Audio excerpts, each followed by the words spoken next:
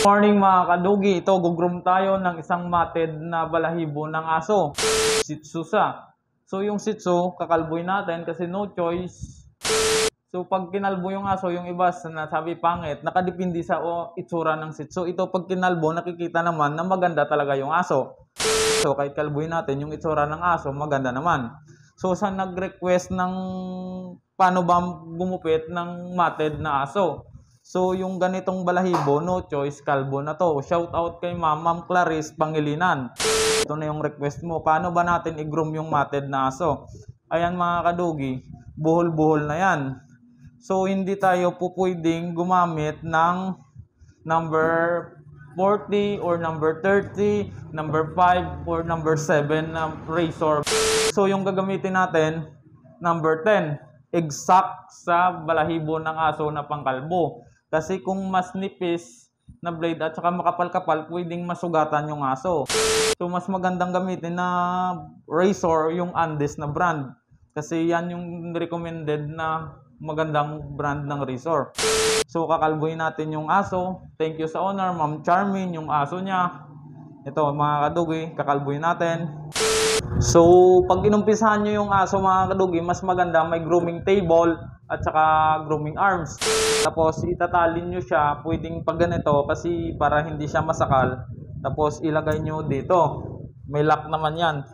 Kasi iwas disgrasya yan. Pag pumiglas yung aso, hindi niya maabot yung razor. So kakalbuhin nga natin, dapat pag inumpisa natin, dahan-dahanin nyo muna yung razor. Iparamdam sa kanya umpisahan.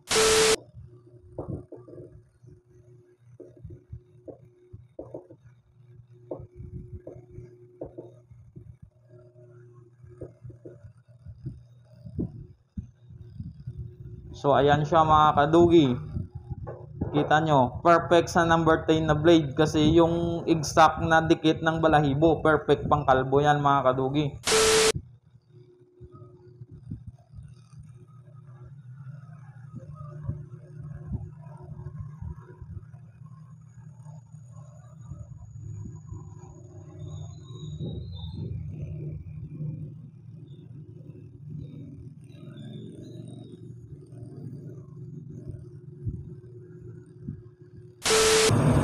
So pagdating dito na part mga kadugi, dapat dahan-dahanin nyo na lang, ipa-straight nyo yung paa ng aso para hindi siya masugatan. Ayan siya oh.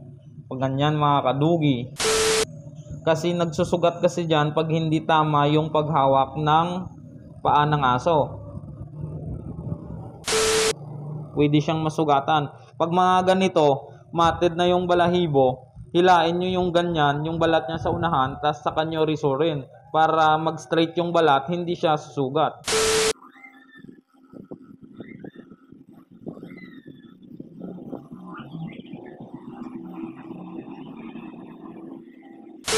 So pagdating naman sa tiyan mga kadugi, mas maganda hawakan nyo yung aso dito sa kilikili niya. Kasi pag dito sa bandang dulo, nahihirapan yung aso pag tumayo. Kailangan patayuin yung aso, hawakan sa kilikili, pag ganon, saka na kayo re-razor. Dahan-dahanin nyo lang kasi may mga dudo yan sila, baka masugatan. Ayan o. Dudo yan sila, baka masugatan. Medyo dulo lang ng blade yung kakagat para hindi mapuruhan yung dudo ng aso. Ayan o.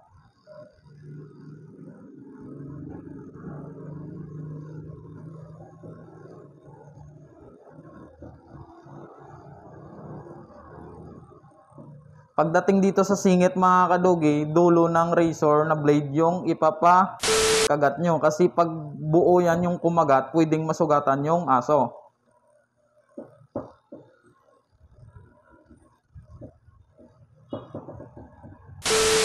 So pagdating dito mga kadugi sa paa, kasi pag baguhan ka pa lang, pag ginupitan mo to, hindi mo to mapapantay. Mas maganda yung gamitin mo yung razor din ulit. yung blade na number 10. Huwag mo nang paganyanin yung pag-resor. Salubungin mo mga kadugi. Ito yung tinatawag na poodle pit. Ibuka mo yung mga daliri niya, tas yung pag poodle pit nito, yung dulo lang ng blade yung gagamitin mo. Paganyan lang siya mga kadugi. Dahan-dahanin nyo lang yung dulo ng blade. Kasi pag ginupitan mo yan ng gunting, hindi mo yan mapapantay. Pag nag-uumpisa ka pa lang. At saka para malinis yung part na to.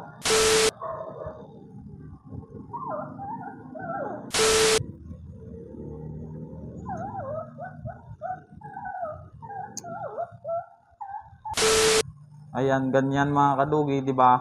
Hindi siya kailangang gupitan. So for short, kaya nating kalbuhin yung aso na walang gunting na gamit. Razor lang.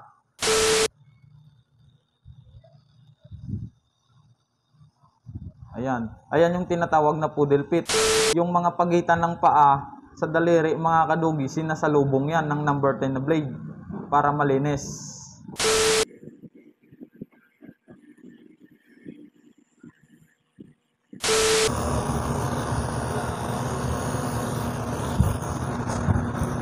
So, ganun din yan mga kadugi. Kung ano yung ginawa nyo dito, ganun din yung gagawin nyo sa tatlong paa. Ayan, yung mga matted na balahibo, kailangan hilain nyo yung balat sa unahan sa kanyo erasor. Katulad ng ginagawa ko. Kasi pag hindi nyo yan hinila, kumukulot yan, kumukulubot, pwedeng masugatan yung aso. Mas maganda hilain para maging straight yung balat ng aso, hindi siya magsusugat.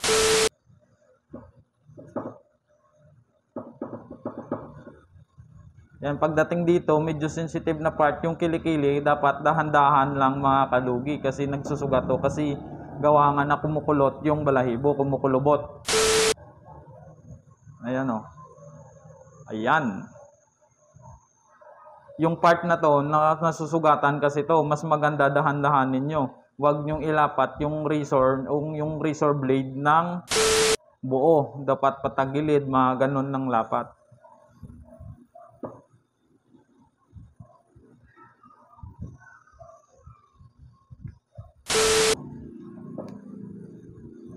Ganun lang din mga kadugi, yung ginawa nyo sa una, ganun lang din, paulit-ulit. Ayan o. Ganyan.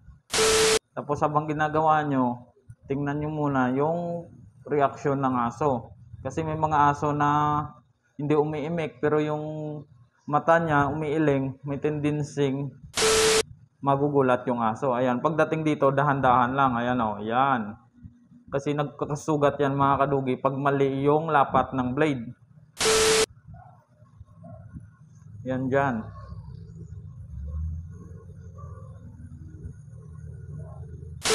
So dito na nga mga kadugi, pagdating sa likod ng tenga ng aso, dapat yung tenga itaob nyo kasi nagkakasugat yan dyan. Manipis kasi yung part na yan sa likod ng tenga. Ayan, dapat dahan-dahanin nyo na lang yan dyan. Ayan siya o. Dahan-dahanin nyo mga kadugi, ganun din yung likod, yung kabila. Kasi gawa nga ng buhol-buhol, ganyanin nyo na lang siya. Para hindi siya masugatan. Itaob nyo yung tenga. Ayan siya mga kadugi. Binoise over ko lang pala mga kadugi kasi nung time na yan nalubat na yung mic ko, hindi ko napansin. Ayan yung dapat mga kadugi, pagdating sa bunganga ng aso, yung buka ng gunting hindi malapad. Dapat maiksi lang yung buka para makontrol nyo yung kagat ng gunting sa balahibo ng aso. Make sure po na yung kamay nyo hindi talaga umaalis sa ilalim ng baba ng aso sa balahibo niya. Para makukontrol at makukontrol nyo yung aso. Kagaya ng ginagawa ko, hindi ko inaalis yung kamay ko. Tingnan nyo mga kadugi, kahit nagpupumiglas yung aso, hindi ko inaalis yung kamay ko sa ilalim ng baba ng aso.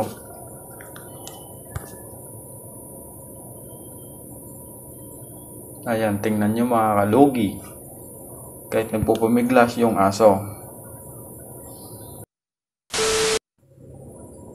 Yung inahawakan ko pala na balahibo sa ilalim ng baba niya, yung part na yan, ipahuli nyo pag nagkalbo kayo ng aso. Kasi yan lang yung pwede nyong hawakan kahit saan kayo gagawa. Makukontrol nyo yung ugali ng aso. Ayan mga kadogi, tingnan nyo, bumait yung aso kasi hindi ko pa rin inaalis yung kamay ko sa ilalim ng baba niya. Yung hinahawakan ko dyan, yung balahibo ng aso. Ayan, kahit nagpupumiglas. Ayan, yung pagdating sa tinga, yung paggupit pagdating sa tinga mula puno hanggang dulo. Hindi po pwede yung mula dulo hanggang puno. Pwedeng magkakasugat kasi yung aso na yan masusugatan ng gunting pag mula dulo hanggang puno. Kung ano yung sa kaliwa, ganun din yung sa kanan.